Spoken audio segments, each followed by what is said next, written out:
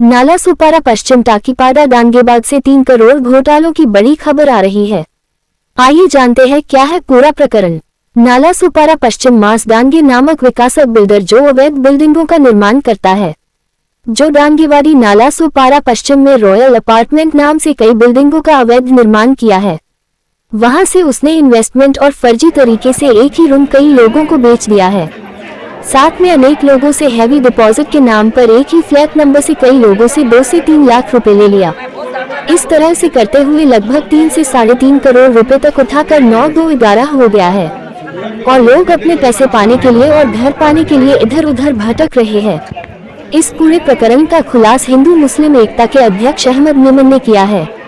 आइए जानते हैं क्या है पूरा प्रकरण पीड़ित और अहमद मेमन की जुबानी।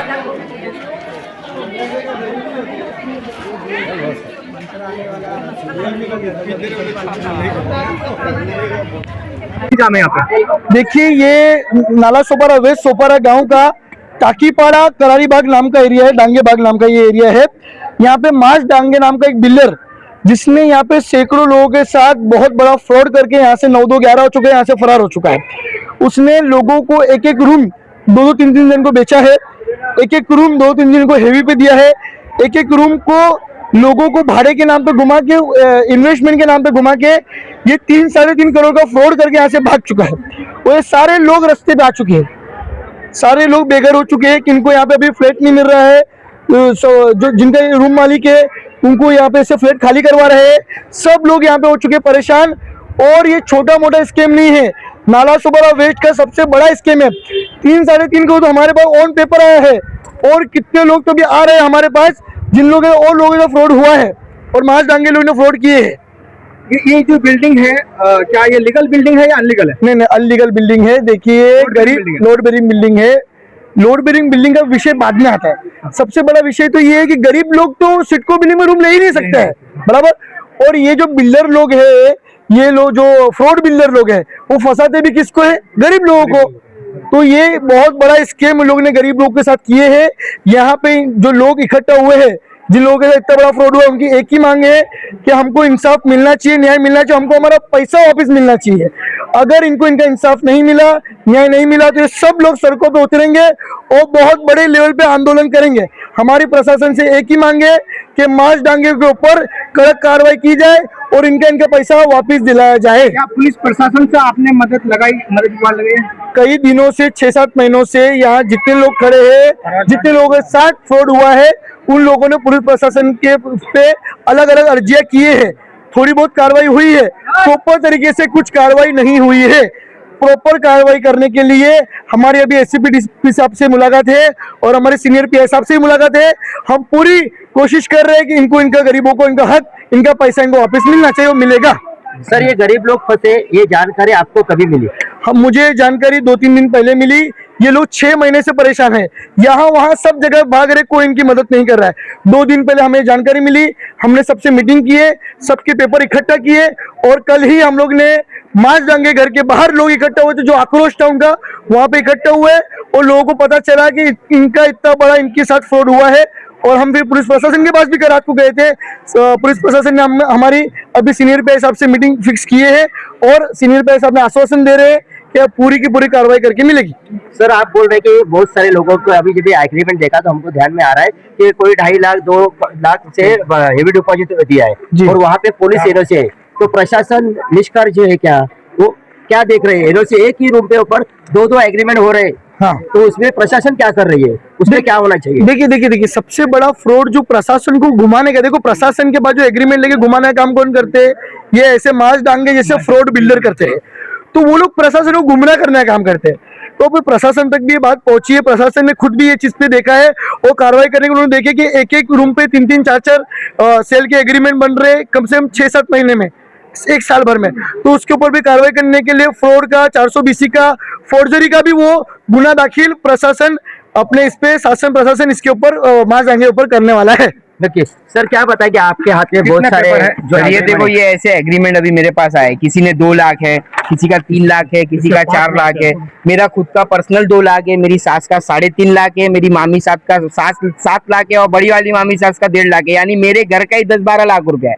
और जो है मैं जो रूम में अभी रह रहा हूँ, वो रूम ओनर जो मेरे को इसने भाड़े पे डलवाया है, वो रूम ओनर कल आ गया और जो बोलता है अगर 4 दिन के अगर तूने घर खाली नहीं किया तो जो है मैं लड़के लेकर आऊंगा और तेरा सामान घर से बाहर निकाल कर फेंक दूंगा। सर आपके साथ एग्रीमेंट हुआ, उसमें जिसका मास डांगे का ये है, हाँ फोटो है उसका, उसकी साइन भी है, ओनर का नहीं, ओनर का नहीं। उसको और वो रूम हमको जो है ये रॉयल 3 सी विंग 302 में पहले हमारा ये एग्रीमेंट बना, फिर उसके बाद में जो है हमको जो इसका जो सी विंग 302 का जो ओनर था उसके कुछ 2 या 1.5 लाख रुपए इनने सबके साथ ऐसे ही किया है, 2 या 1.5 लाख रुपया कुछ उसका बाकी था। जब उसने उसको मास को क्लियर कर दिया तो रूम ओनर जिसका रूम था 302 सी विंग रॉयल 3, उसने बोला कि मुझे मेरा रूम खाली चाहिए। तो मास भाई जो है फोन कर और मास भाई आए, मुझे बोले कि जो है कि तुम रूम जो है मैं तुमको दूसरी जगह शिफ्टिंग देता हूँ, यहाँ ब्लॉसम 406 में शिफ्टिंग दी है, बोले कि भाड़ा इसका मैं भरूंगा, तो आप बेफिक्र रहो। मुझे 5 महीने से वो रूम के अंदर डाले, 2 महीना भाड़ा दिए, 3 महीने से भाड़ा नहीं दिए। तो वो रूम वाला है वो आ गया है और मुझको बोलता है कि अगर 4 दिन में अगर तूने रूम नहीं खाली किया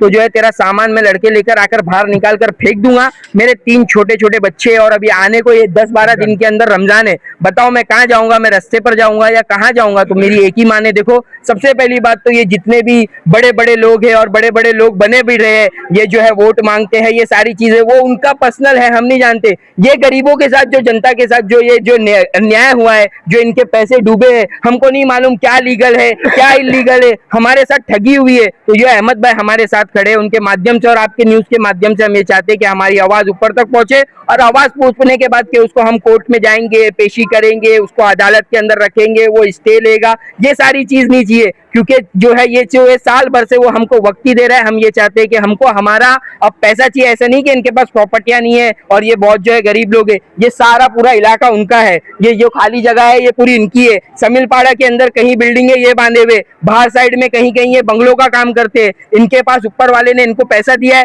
बाकी इनकी नीयत ही चोर है। दोनों बाप बेटे मार डांगे और पराज डांगे चोर है और ना बात करने की इनको तमीज है ना ढंग है, ये इनकी पैसा देने की नीयत नहीं है। हमारी एक ही मांग है कि हमको हमारे पैसे चाहिए, ना तारीख चाहिए ना डेट चाहिए, हमको हमारे पैसे चाहिए। सर आपको क्या लगता है इनके पीछे और कोई बंदे रह सकते हैं? इनके पीछे है, क्योंकि जब जो लोग उनके पास जाते हैं कि जो है हमारा पैसा दो और अगर दबाव बनाते तो लोग वो कहता है, डायरेक्ट कहता है कि तुम जो है ऊपर जाओ, कोर्ट कचहरी जाओ, मैं तुम्हारा पैसा ही नहीं दूंगा, ऊपर मैं पैसा खिला दूंगा, ऊपर से दबा दूंगा, यानी ऊपर से पैसा खिला के दबा के गरीबों को दबा देंगे, गरीबों को मार देंगे। अगर अल्लाह की कसम अगर हमारी ऊपर से अगर इन लोगों ने बात नहीं सुने, हमको पैसा चाहिए, हमको न्याय चाहिए, खुदा की कसम मैं मेरी बात कर रहा हूँ, मैं मेरे बच्चों को लेकर मैं अपने आप को कुछ भी कर लूंगा, क्योंकि मेरा एक एक पैसा खून पसीने की मेहनत की कमाई थी। मेरी एक ही मांग है, मुझे मेरा पैसा चाहिए और मेरे जरिए सारों का पैसा, जितने भी है जो अहमद भाई खड़े सबका पैसा चाहिए, क्योंकि सब परेशान है।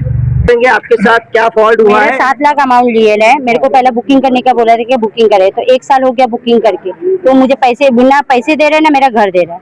तो हम तो उसको यही बोले कि पैसा दे दो, प्यार मोहब्बत से कितने बार बोले कि पैसे दे दो, तारीख पे तारीख दे रहा है लेकिन दे रहा नहीं। तो मेरी लड़की का तारीख भी फिक्स हो गया, उसको मैंने क्या बोली शादी उठाने का मुझे पैसे दो, तो वो पैसे देने को तैयार ही नहीं है। मैसेज पे खाली बोलेगा 10 तारीख 15 तारीख को मैं देता हूँ, उसके आगे और कोई बात ही नहीं कर रहा है। सर हमारे घर पे हमारी बहन, बड़ी बहन कैंसर पेशेंट है, उसके हस्बैंड ने छोड़ दिया। मैंने कितने बार उससे विनती करी, मैं तेरे हाथ जोड़ती तेरे पैर पड़ती हूँ, भाई हमारा पैसा हमको दे दे। आज भी मेरा पेशेंट बैठा है, वो भाई कदा कोई भी आके देख सकता है। मैंने कहा नहीं, उनकी फुप्पी उनकी चाची सबके इधर जाके बोली कि भाई हमारा पैसा दे दो, हमारा पैसा दे दो। बोले ठीक है इंशाल्लाह दे देंगे, इंशाल्लाह दे देंगे। वो 1.5 साल से एक ही बात, एक घर से दूसरा घर, दूसरे घर से तीसरा घर, आखिरकार घर भी नहीं दिया।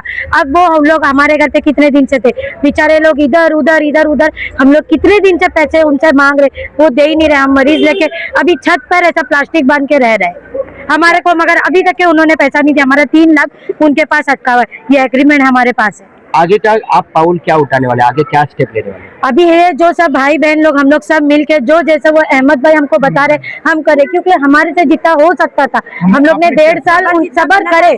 अभी हमारा सबर खत्म, क्योंकि भाई एक पेशेंट घर पे वो मरती है अगर, तो उसका जिम्मेदार वो रहता है। जब घर में से अगर किसी को कुछ होता है उसका जिम्मेदार मास्टर में रहेगा या उनके अब्बा रहेंगे? जो इतनी बड़ी बड़ी बात करे, तुम लोग तो पक्की इमारत में बंगलों में बैठे, हम तो मगर प्लास्टिक घेर के बैठे, तो हमारा पैसा हमको कब मिलेगा? आज नहीं कल, आज नहीं कल कर करके ये 2 महीना 3 महीना चलो 6 महीना 1.5 साल से हम लोग को फिरा रहा है। कितनी तकलीफ है, मैं हर वक्त अपना लेकर गई, मैं उस दिन गई, मेरे मुंह पर दरवाजा बंद कर दिया, बोले नहीं है, मेरे मुंह पर दरवाजा बंद करके लाइट बंद कर दी। अरे गरीब लोग में कितने दिन सुबह से लेके मगरिब तक के हम लोग ईशा तक के उनके घर तक के बैठे रहे। उनके अब्बा बोलते हैं हमें मेरे पेट में चाकू भोंक दो, जो करना है कर लो, मगर हमारे पास पैसा नहीं, हम नहीं दे सकते।